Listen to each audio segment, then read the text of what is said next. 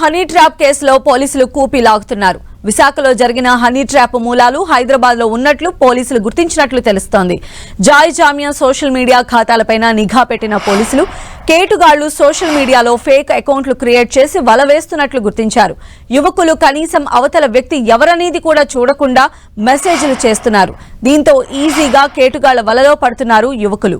Honey trap ఉచ్చులో పడ్డ యువకులను బ్లాక్ మెయిల్ చేసి లక్షలు కాజేస్తున్నారు.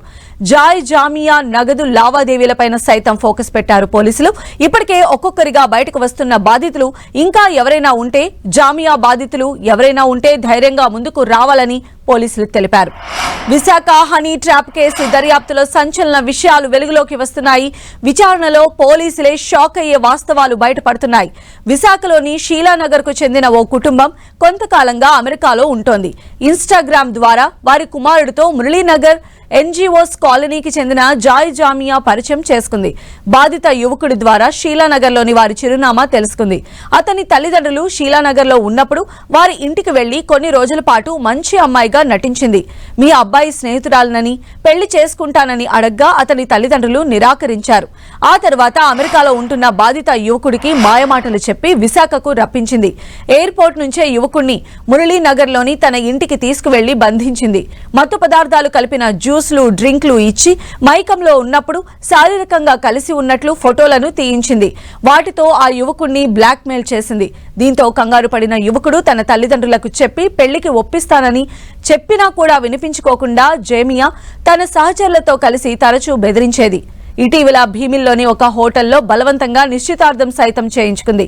నిశ్చితార్థ సమయంలో యువకుడితో దాదాపు 5 లక్షల రూపాయల వరకు ఖర్చు చేయించింది. యువకుని ఫోన్ బ్లాక్ చేసి నిశ్చితార్థం శారీరకంగా కలిసి ఉన్న ఫోటోలు చూపించి మురళీనగర్లోని తన ఇంట్లో మళ్లీ బంధించింది.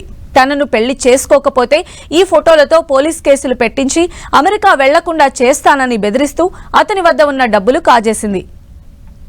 ఓసారి ఆమె ఇంటి నుంచి యువకుడు పారిపోయేందుకు ప్రయత్నించగా తన సహచరులతో కలిసి యువకుడిని కత్తితో చంపడానికి ప్రయత్నించింది. ఆమె సహచరులు సైతం జామియాను పెళ్లి చేసుకోకపోతే చంపేస్తామని బెదిరించేవారు. ఎట్టకేలకు కిలాడి లేడీ జామియా నుంచి తప్పించుకున్న యువకుడు భీమిలి పోలీసులను ఆశ్రయించాడు. యువకుడి ఫిర్యాదుతో రంగంలోకి దిగిన పోలీసులు మురళీనగర్లో జేమీమాను అదుపులోకి తీసుకున్నారు. ఆమె నుంచి ల్యాప్టాప్, ట్యాబ్, 3 సెల్ ఫోన్లు, ఓ కారును సీజ్ చేశారు. జమియాకు ఓ ముఠా శిక్షణ ఇచ్చిందని, అన్ని ఆధారాలు సేకరిస్తున్నామని, అందరినీ త్వరలోనే అరెస్టు చేస్తామని విశాఖ సిపి బాగ్షి తెలిపారు. ట్రాప్ కేసు చాలా ఇంట్రెస్టింగ్ కేసు. ఈ విషయం తెలుసుకొని ఇంకొకరు విక్టిమ్ ముందుకు వచ్చాడండి కంచర్పాలెంలో. అతన్ని కూడా అదే మాదిరిగా చాలా రోజులు ఇలాగే మత్తు పదార్థాలు ఇచ్చేసి మొత్తం డబ్బు లాక్కొని ఫ్యామిలీ నుండి దూరం చేసి ఇలాగే చేశారు. ఇప్పుడు మాకు తెలుస్తుంది ఆ గ్యాంగ్లో చాలా మంది ఉన్నారు. వాళ్ళు ఇలాగే డబ్బు గల వ్యక్తులు ఎవరెవరు మేల్ మెంబర్స్ని గుర్తిస్తారు, చేసి ఈ అమ్మాయిని వాళ్ళ దగ్గరికి పంపిస్తారు.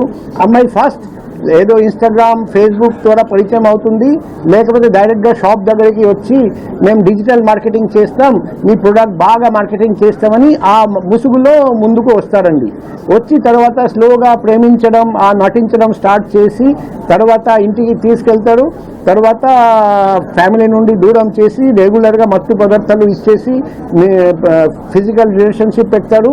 తర్వాత పూర్తిగా అమ్మాయి హోల్డ్కి వచ్చేస్తారు. అప్పుడు కూడా ఇంకా ఎవరెవరు ఉన్నారు ఈ అమ్మాయితో పాటు చేతులు కలిపి ఇలా మోసం చేస్తున్నారు, ఎన్ని జీవితాలు నాశనం చేశారు, ఇంకా చేయబోతున్నారు, ప్లాన్ చేశారు, ఇదంతా బయట వస్తుంది.